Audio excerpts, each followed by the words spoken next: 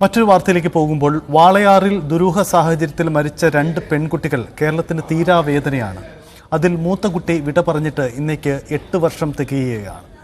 9ഉം 13ഉം വയസ്സുള്ള ആ പെൺകുട്ടികൾ ബലാത്സംഗത്തിന് ഇരയായതായി പിന്നീട് പോസ്റ്റ്മോർട്ടത്തിൽ വ്യക്തമായിരുന്നു. 2017 നടന്ന കേസിൽ 8 വർഷത്തിന് ശേഷവും പ്രതികളിലേക്കെത്താൻ അന്വേഷണ സംഘത്തിന് ഇതുവരെ കഴിഞ്ഞിട്ടുമില്ല. കേരളത്തിന്റെ മനസാക്ഷിയെ മുറിപ്പെടുത്തിയ സംഭവമായിരുന്നു വാളയാറിലെ 2 പെൺകുട്ടികളുടെ ദുരൂഹ മരണം. 2017 ജനുവരി 7-നാണ് അട്ടപ്പള്ളത്തെ വീട്ടിൽ 13 വയസ്സുകാരിയെ തൂങ്ങി മരിച്ച നിലയിൽ കണ്ടെത്തിയത്. 2017 മാർച്ച് 4-ന് ഇതേ വീട്ടിൽ സഹോദരിയായ 9 വയസ്സുകാരിയെയും തൂങ്ങി മരിച്ച നിലയിൽ കണ്ടെത്തി. തുടർന്ന് അന്ന് പാലക്കാട് ASP ആയിരുന്ന ജി പൂങ്കഴിലിയുടെ നേതൃത്വത്തിൽ പ്രത്യേക സംഘം രൂപീകരിച്ച് അന്വേഷണം ആരംഭിച്ചു. മാർച്ച് 12-നാണ് മരിച്ച കുട്ടികൾ പീഡനത്തിനിരയായെന്ന പോസ്റ്റ്മോർട്ടം റിപ്പോർട്ട് പുറത്തുവന്നത്. സഹോദരിമാരുടെ മരണം ആത്മഹത്യയെന്ന് ചൂണ്ടിക്കാട്ടി 2019 ജൂൺ 22-ന് പോലീസ് കുറ്റപത്രം സമർപ്പിച്ചു. ആ വർഷം ഒക്ടോബർ 9-നാണ് കേസിലെ ആദ്യ വിധി വന്നത്. 3-ാം പ്രതിയായ ചേർത്തല സ്വദേശി പ്രദീപ് കുമാറിനെ തെളിവുകളുടെ അഭാവത്തിൽ വെറുതെ വിട്ടു. 2019 ഒക്ടോബർ 25-ന് പ്രതികളായ വി മധു, എം മധു, ഷിബു എന്നിവരെയും കോടതി വെറുതെ വിട്ടിരുന്നു.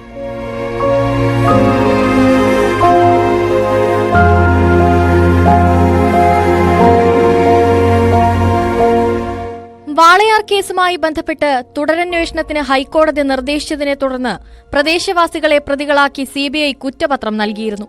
ഇത് തള്ളിയ കോടതി വീണ്ടും വിശദമായ അന്വേഷണത്തിന് ഉത്തരവിട്ടു. ഈ അന്വേഷണത്തിലാണ് മാതാപിതാക്കളെ പ്രതികളാക്കി അനുബന്ധ കുറ്റപത്രം നൽകിയത്. കുട്ടികൾ ബലാത്സംഗത്തിനിരയായ വിവരം മുൻകൂട്ടി അറിഞ്ഞിട്ടും മാതാപിതാക്കൾ പോലീസിനെ അറിയിച്ചില്ല. ഇക്കാരണത്താലാണ് മാതാപിതാക്കൾക്കെതിരെ ആത്മഹത്യാ പ്രേരണക്കുറ്റം ചുമത്തിയതെന്ന് കുറ്റപത്രത്തിൽ പറയുന്നു. ഇതിനു പുറമെ പോക്സോ വകുപ്പുകളും IPC വകുപ്പുകളും മാതാപിതാക്കൾക്കെതിരെ ചുമത്തിയിട്ടുണ്ട്. നേരത്തെ സംസ്ഥാന പോലീസ് നടത്തിയ അന്വേഷണത്തിലും ഇത്തരത്തിലുള്ള കണ്ടെത്തലുകൾ ഉണ്ടായിരുന്നു. കുട്ടികൾ ശാരീരിക ചൂഷണത്തിനിരയായിരുന്നത് മാതാപിതാക്കൾക്ക് അറിവുണ്ടായിരുന്നുവെന്നും പോലീസ് കണ്ടെത്തിയിരുന്നുവെങ്കിലും മാതാപിതാക്കളെ സാക്ഷികളാക്കുകയായിരുന്നു.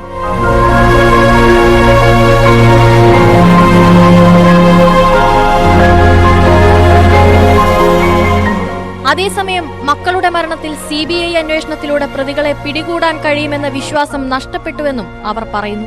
അടുത്ത വ്യക്തിയിലെത്താൻ CBIക്ക് സാധിക്കാത്തത് കൊണ്ടാണ് അവർ അവസാന ഘട്ടമായിട്ട് ഒരു നാളികയുമായിട്ട് അവസാനമായിട്ട് അച്ഛനും അമ്മനെയും പ്രതി ചേർത്തുകൊണ്ട് ഇങ്ങനെ ഒരു കുറ്റപത്രം കൊണ്ടുവന്നിരിക്കുന്നത്.